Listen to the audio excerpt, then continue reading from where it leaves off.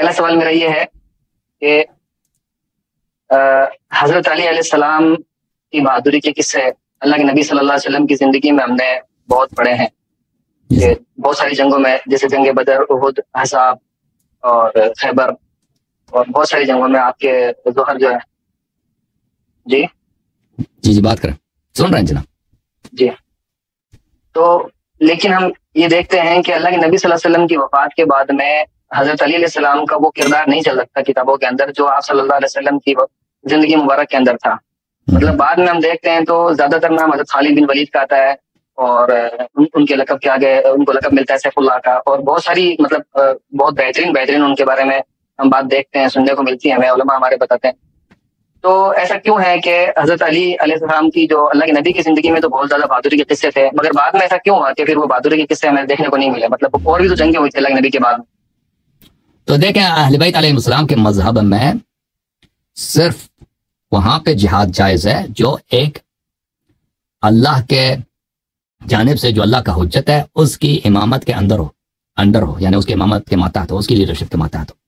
अबू बकर, उमर, उस्मान, ये लोग अल्लाह की जानिब से अल्लाह के हुज्जत नहीं थे, अल्लाह के खुलफा नहीं थे, रसूलुल्लाह सल्लल्लाहु अलैहि वसल्लम के खुलफा नहीं थे, ये सियासत के जोर से खलीफा बने थे।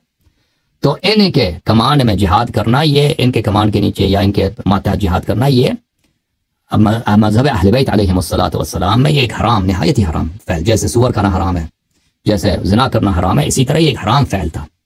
जब तक रसूलुल्लाह सल्लल्लाहु अलैहि वसल्लम थे वो जिहाद का हुक्म देते थे, लीडरशिप उनकी है, अमीरुल मोमिनीन अलैहिस्सलाम हर जंग में मौजूद हैं सिवाय ग़ज़वे तबूक के, वहाँ पे जंग भी नहीं हुई है, रसूलुल्लाह सल्लल्लाहु अलैहि वसल्लम ने खुद उनको पीछे छोड़ा, लेकिन बाकी हर जगह पर वो दुश्मनों के सामने सीना सिपर थे और इस्लाम का दिफा करते थे। लेकिन जब रसूलुल्लाह सल्लल्लाहु अलैहि वसल्लम की शहादत हुई है और खिलाफत पे कब्जा हुआ है, तो अब जितने जंग होंगे ये अल्लाह की जानिब से, जो अल्लाह का खलीफा है, अल्लाह का हुज्जत है, उसके मातहत तो नहीं होगा, अबू बकर उमर के मातहत होगा। तो ये शरई तौर पर एक हराम फ़ैल है, जो और निहायत ही शदीदन हराम है। इसलिए अमीरुल मोमिनीन अलैहिस्सलातु वस्सलाम ने इन लोगों के जंगों में किसी जंग में शिरकत नहीं की। दूसरा क्वेश्चन मेरा ये है शेख साहब, ये बात मेरे समझ में आई आपकी थोड़ी जो आपने कही है, लेकिन मैंने आपके अक्सर सुने हैं लेक्चर्स, उसमें आपने एक बात कही है कि बगैर ईमान के कोई रेवोल्यूशनरी एक्ट नहीं कर सकते हम, कोई हंगामी हालात बर्पा नहीं कर सकते। मेरे ये भी बात समझ में आती है कि ये बात ठीक है, इसमें नुकसान का ज्यादा अंदेशा रहता है। लेकिन एक बात बताइए कि अगर जैसे मैं मेरे सामने कोई जुल्म होता हुआ देखूं, किसी मजलूम पर जुल्म हो रहा है, किसी गरीब पर जुल्म हो रहा है मेरे सामने, तो उस वक्त क्या मैं इंतजार करूंगा इमाम के हुक्म का? या अभी तो कोई इमाम है नहीं मेरे पास, या हम इज्तिमाई तौर पर 100, 200, 500 लोग हैं, शेख एक मिनट, इज्तिमाई तौर पर हम 100, 200, 500 लोग हैं, या कोई मस्जिद का या कोई शहर का हमारे पास इंतजाम है, तो फिर हम कैसे तय करेंगे कि हमारा अमीर कौन बने, हमारा इमाम कौन बने, और इसके पीछे रह करके हम जो है कुछ भी काम करना पड़े, जैसे प्रोटेस्ट करना होता है कभी, तो वो कैसे करेंगे? वो सिस्टम क्या रहेगा? तो प्रोटेस्ट करना ये हराम नहीं है। प्रोटेस्ट करना ये होता है कि आप बाजार में चलते हैं ना, उधर कोई नारा लगाते हैं या मुझे कोई झंडा उठाते हैं, ये। लेकिन अगर आपकी कोशिश ये हो कि हम इस हुकूमत को गिरा दें, दूसरी हुकूमत इसकी जगह लाएं, किसी और आदमी को लाएं, ये जायज़ नहीं है। हुकूमत के खिलाफ खुरूज करना, उसके खिलाफ बगावत करना, उसको गिराने के गरज से, ये हराम है। बाकी मसलन अगर आप हाकिम वक्त को नसीहत के तौर पर, कभी नसीहत तो मुख्तलिफ अक़साम होते हैं, कभी तकरीर करते हैं आप, कभी कोई आर्टिकल लिखते हैं, कभी 10 आदमी, 20, 50 आदमी, 100 आदमी का कोई जलसा करते हैं, वहां पे डिमांड अपना पेश करते हैं ना, कभी मुअद्दबाना अल्फाज होते हैं, कभी सख्त अल्फाज, वो कोई हराम नहीं है। अगर आपको जरर पहुंचता है ना तो फिर हराम हो सकता है, लेकिन अगर किसी को जरर नहीं है तो वो बिल्कुल, अगर आपके शरई अहदाफ हैं, वो इस्लाह के वक्त के लिए, चाहे हाकिम आपका काफिर भी है, काफिर हाकिम से भी मुतालिबा आप कर सकते हैं, वो हराम नहीं है। या अगर किसी शख्स पे जुल्म हो रहा है, मसलन किसी कोई चोरी कर रहा है, आप उसको रोक सकते हैं, तो ये रोकना ये बिल्कुल ये जायज़ है। बल्कि अम्र बिल मारूफ नही अनिल मुनकर ये वाजिब है, अगर खुद इंसान के लिए खतरा नहीं है, ठीक है ना। अगर खतरा है कि इंसान खुद कत्ल हो जाएगा तो फिर हो सकता है जायज़ ना हो, वो शराइत पे मुनहसर है कि आप किस पोजीशन में है, कितने आपके पास पावर है। लेकिन अगर एक शख्स चोरी कर रहा है, कोई शख्स किसी औरत को बाजार में बेइज्जत कर रहा है या मार रहा है, उसकी बेहुरमती कर रहा है, चार मजों के सर से दुपट्टा उठा रहा है, आप उसको रोक सकते हैं।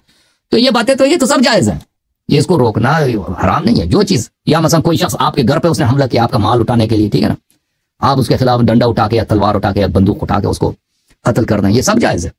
जो चीज़ जायज़ नहीं है वो ये है कि इनकलाबी जो तहरीकें चलती थी आलम इस्लाम में, बहुत सारी चली हैं, आज तक चल रही हैं इनकलाबी तहरीकें। ये तहरीक तालिबान एक इनकलाबी तहरीक है, दाइश एक इनकलाबी तहरीक है, और आलम इस्लाम में कितने ऐसे पार्टियां हैं कि इस्लामी हुकूमत बनाने के फिक्र में ना, उनको अगर मिल जाए कि वो फौज के खिलाफ या अपने जिस इलाके में रहते हैं अपनी हुकूमत के खिलाफ कोई बगावत कर सकें, कोई फौजी कार्रवाई कर सके कि हुकूमत का तख्ता उलट दें, वो बिल्कुल कर लेंगे। तो इन लोगों का साथ देना, इन लोगों की तायीद करना, यह हराम है। इन लोगों का जुज़्व बनना यह हराम है। जी हाँ, वाकया वो काम वो जो आप अमर बिल मारूफ नही अनिल मुनकर, जालिम के लिए जालिम से दुश्मनी करना, मजलूम की हिमायत करना, ये सब जायज़ है, बल्कि ये अच्छी बात है। तो इसको हम कैसे समझेंगे कि अल्लाह सुब्हान व तआला ने तकरीबन 1200 साढ़े 1200 सालों तक इमाम को गायब रखा? बिल्कुल बिल्कुल, इसके सिवा कोई चारा ही नहीं है जी, इसके सिवा कोई चारा ही नहीं है। यानी आप अगर कुरान की तरफ जाए, हदीस की तरफ जाए ना, कुरान और हदीस में इस्लामी हुकूमत का कोई डिटेल नहीं है कि इस्लामी हुकूमत आप कैसे बनाएंगे। अभी आप मसला एक छोटा सा हुकूमत है, कुवैत की हुकूमत है, बहुत छोटा मुख्तसर एक शहर है कुवैत, आप उसके जाए वहां पे एक पूरा स्ट्रक्चर है, पार्लियामेंट है, उसमें कैबिनेट है ना, उसमें वजारत खारजा है, वजारत दाखिला है, वहां पे पुलिस सिस्टम है, वहां पे आपका वजीर आजम है, हर एक का कवानीन मौजूद है कि किस शख्स की ड्यूटी क्या है, कौन क्या करेगा, अमीर है वहां पर, जो अमीर कुवैत है, मैं मिसाल के तौर पर अर्ज कर रहा हूँ, या एक हुकूमत बड़ा हुकूमत है, बस हुकूमत पाकिस्तान है, वहां पे 22 करोड़ लोग रहते हैं, या एक हुकूमत उससे भी बड़ा है, हिंदुस्तान की हुकूमत है, वहां पे बहुत ज्यादा दुनिया के सबसे पुराबाद मुल्क है, 150 करोड़ लोग रहते होंगे, हिंदुस्तान 140 करोड़ लोग रहते होंगे, बहुत ज्यादा लोग रहते हैं। तो वहां पे कितने कवानीन है, इला माशाअल्लाह कानून है, ठीक है ना, वजीर आजम का क्या ड्यूटी है, जो सुप्रीम कोर्ट है उसकी क्या ड्यूटी है, फौज की क्या ड्यूटी है, अच्छा जो बजट आता है, बजट कैसे एलोकेट किया जाता है, ठीक है ना। तो इस्लाम में क्या है, कुछ भी सब मालूम ही नहीं है किसी को। अगर आप हुकूमत बनाना चाहेंगे ना कुरान और सुन्नत की रूह से, कि हम कुरान और सुन्नत से देखते हैं कि हम कानून बनाएंगे हुकूमत, कुछ भी नहीं है भाई, कुछ है ही नहीं भाई, बिल्कुल बिल्कुल सुकूत, खामोशी, कुछ भी नहीं, कोई इंफॉर्मेशन नहीं है, कोई इंफॉर्मेशन नहीं। तो हुकूमत पर कैसे बनाएंगे? हुकूमत बनाएंगे पहले तो लोगों को आप एक ढांचा देंगे ना, एक खाका देंगे कि हम हुकूमत बनाएंगे, उसके कवानीन, ये तो एक तो आवाम को बेवकूफ बनाने के लिए होता है ना कि हम इस्लामी हुकूमत बनाएंगे, उमर इब्न अब्दुल अजीज की कहानियां सुना के कि भाई बैतुल माल से आएगा, हम लोगों की तरह इस तरह तकसीम करेंगे। लेकिन हुकूमत के लिए कवानीन की जरूरत होती है। और फिर ये हिजरत का कॉन्सेप्ट क्या रहेगा इस हिसाब से? जो इजाजत है मैं पहले हुकूमत पे बात करें, फिर हाकिम वक्त कौन होगा भाई? हाकिम कौन हाकिम बनेगा ना? कुरान और सुन्नत में सिवाय 12 इमामों के, अहले बैत ताहरीन अलैहिस्सलाम की, रसूलुल्लाह सल्लल्लाहु अलैहि वसल्लम के बाद किसी की इमामत की कोई दलील नहीं है। कोई यानी कोई हुकूमत करे, कोई हाकिम बने, लोगों का पेशवा बने, किसी की नहीं है। तो और ये हुकूमत का क्या रोल है, ये खुद ना मालूम। हाकिम वक्त कौन होगा, ये किस तरह हाकिम वक्त, कोई चीज सब गैर मालूम। तो फिर इसका क्या मतलब हुआ? इसका मतलब ये हुआ वो इस्लामी हुकूमत इज अ बिग मिथ, एक बहुत बड़ा। अलबत्ता ये इस्लामी पार्टियों के लिए बहुत अच्छी बात है, क्योंकि ये कहेंगे ना कि हम इस्लामी हुकूमत बनाएंगे, कानून मानून तो कुछ भी नहीं, सब इख्तियारात खलीफे के पास है। जितने यानी एक शख्स खलीफा, जैसे अफगानिस्तान में मुल्ला हिबतुल्लाह या मुल्ला उमर है ना, उसके पास जितने इख्तियारात हैं भाई, वजारत खाने जो भी वो करेगा वो सही होगा, ठीक है ना। तो आप एक ऐसा डिक्टेटरशिप सिस्टम बनाएंगे कि एक शख्स मुल्ला हिबतुल्लाह जैसा एक जाहिल मौलवी, या जो अबू बकर बगदादी था जैसा जाहिल अहमक आदमी, तो उसको वही दुनिया का पता ना दीन का पता, वो जो भी करेगा वो शरई हुक्म है, वो जो भी आप उससे ना मुखालिफत करेंगे तो आपको कत्ल भी कर सकते हैं। तो एक ऐसा डिक्टेटरशिप जैसे वो होता था ना बनी अब्बास के जमाने में, या बनी उमैया के जमाने में, या मुआविया के जमाने में, या अबू बकर उमर के, ठीक है, या जो भी उमर करे वही कानून है। जो भी उमर करे, वो किसी को गवर्नर बना दे, किसी को वजीर बना दे, किसी को अमीर बना दे, फौज को कह दे तुम वहां पे हमला करो, उसको कह दो फलान पे हमला, यानी कानून मानून हदीस कुछ भी नहीं, जो मर्जी वो करे, ठीक है ना। तो इस तरह यह हुकूमत यानी हाकिम के लिए बहुत अच्छा है। हाकिम के लिए इस्लामी पार्टी जो हुकूमत बनाना चाहते हैं ना, इस्लामी हुकूमत, ये अवाम के लिए मुसीबत है, क्योंकि अवाम का कोई हुकूक नहीं है। अवाम कुछ वो जो भी करे आप पे ताअत वाजिब, वो फासिक फाजिर भी आप पे वाजिब है, ठीक है ना। उनके लिए तो लॉटरी टिकट है, जो बादशाह है, जो खलीफा बनेगा, उसके लिए तो लॉटरी टिकट है। लेकिन ये चीज, ये खुद बजाते खुद, ये किसी कुरान सुन्नत में नहीं है कि खलीफा के पास सब इख्तियारात होने चाहिए। हाँ, इमाम मासूम अलैहिस्सलाम, वो उसको इमाम मासूम जो है उसको वही इख्तियारात है जो रसूलुल्लाह सल्लल्लाहु अलैहि वसल्लम के। बाकी जो फासिक फाजिर आम आदमी खलीफा बनता है, इसके खिलाफत की शरीयत होने की कोई दलील है ही नहीं, उसके पास इतने ज्यादा इख्तियारात होने चाहिए, वो भी उसकी कोई दलील नहीं है। तो लिहाजा इस्लामी हुकूमत कुछ भी नहीं है। तो अल्लाह पर, लेकिन इस्लाम एक कामिल दीन है, ठीक है ना, दूसरी जानिब से। तो फिर अल्लाह की जानिब से दुनिया में जुल्म हो रहा है, दुनिया में बेगुनाहों का हक छीना जा रहा है।